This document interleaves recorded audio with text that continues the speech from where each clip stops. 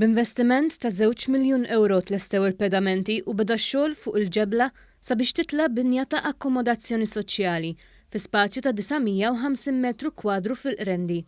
B'kollox se jinbnew 26 appartament u dawn jagħmlu parti minn proġett ta' 1700 appartament ieħor mifruxin fi 13 il-lokalità u huwa l-akbar proġett fost proġetti ta' akkomodazzjoni soċjali oħrajn. Fuq l-għan tax-xogħol il-kap eżekuttiv ta' kumpanija li tieħu ħsieb il-maniġġjar tal-proġetti tal-akkomodazzjoni soċjali spjega kemm ħajkun fih appartamenti dan is-sit. Ħajkun hawn 26 appartament u garaxxijiet għalihom madwar 20 garaxx li qiegħed ġewwa l-lokalità tal-Qrendi fil-qalba tal-lokalità.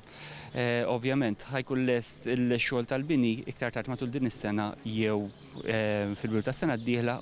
Mbagħad wara jkun imiss xogħol ieħor bħal huma l-finixis aperturi, sistemi tad-dawl u ilma, kull m'għandek bżonn biex tgħix ġo-akkomodazzjoni komda tal-lum il-ġurnata. Min-naħa tiegħu, il-Ministru għall-Akkomodazzjoni Soċjali Rodrik Galdes fakkar li fil-waqt qed jinbnew appartamenti ġodda qed isir xogħol ta' tisbieħ fl-appartamenti l-oħra li ilhom mibnija. M'hemmx dubju aħna l-isfida tagħna hija li ngħinu l-familji.